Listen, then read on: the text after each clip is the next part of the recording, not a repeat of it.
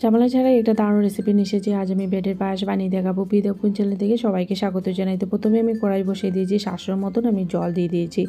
জলটা হালকা গরম হওয়ার পর দুটো এলাচ আমি ছিঁড়ে দিয়ে দিয়েছি। এবার বড় কাপের 1.5 কাপ গুঁড়া দুধ আমি দিয়ে দেব।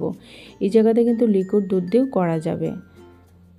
আর আমি এলাচ দিয়েছি, আপনারা চাইলে এখানে কেশরও অ্যাড করে নিতে পারেন। এবার জলের সাথে দুধটাকে ভালোভাবে মিক্সড করে নিয়েছি।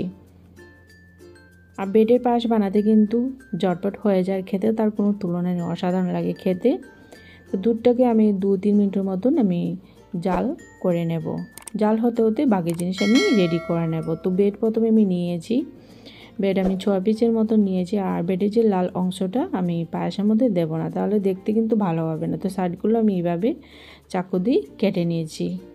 বেডের পায়েসটা আপনার কাছে কেমন লেগেছে অবশ্যই কিন্তু কমেন্টে আমাকে জানাবেন। আর অবশ্যই কিন্তু বাড়িতে একবার ট্রাই করবেন। তো এইভাবে আমি ছিঁড়ে নিচ্ছি। তো যে কোনো শেপে ছোটো বড়ো আপনার ইচ্ছে অনুযায়ী শেপে ছিঁড়ে নেবেন। তো আমি একটা আপেল নিয়েছি, আপেল প্রথম দিকে আমি ধুয়ে নিয়েছিলাম। ফ্রুটটা কিন্তু আপনার ইচ্ছে, এটা দিলেও হবে, এটা না দিলেও হবে, দিলে একটু খেতে ভালো লাগবে, এতটাই। তো আমি স্লাইস করে করে কেটে নিচ্ছি। স্লাইস করে কাটার পর আমি ছোট ছোট করে কেটে নেব।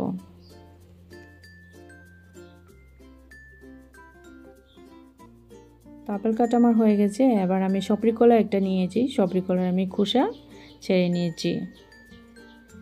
এটাও স্লাইস করে করে কেটে নিয়েছি।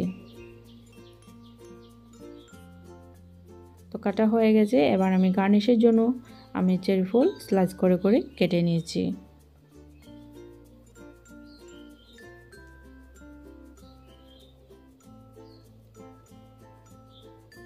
তো দুধটা ভালোভাবে ফুটিয়ে নিয়েছি। এবার আমি 1 কাপ চিনি দিয়ে দিয়েছি। মিষ্টিটা কিন্তু আপনার ইচ্ছে অনুযায়ী কম বেশি দিয়ে আপনারা করে নেবেন। তো কিছুটা আমি কাজু বাদাম দিয়ে দিয়েছি। দুধের কালারটা দেখুন অনেক সুন্দর এসেছে, দুধটাও কিন্তু অনেক গাঢ়া হয়েছে। আর আমি ব্রেডের পিসগুলো দিয়ে দিয়েছি। ব্রেডের পিস দিয়ে কিন্তু আমি আরও 1 মিনিট দুধের সাথে ফুটিয়ে নেব। দেখতে কিন্তু অনেক লোভনীয় হয়েছে। তো বলুন খেতে কতটুকু অসাধারণ হবে। এবার আমি দিয়ে দেব কিশমিশ।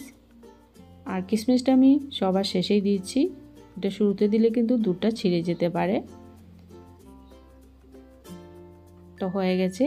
এবার আমি 5 মিনিটের মতন আমি ঠান্ডা হতে রেখে দিয়েছিলাম। এবার আমি আপেল আর কলাগুলো দিয়ে পায়ের সাথে মিক্সড করে নেব।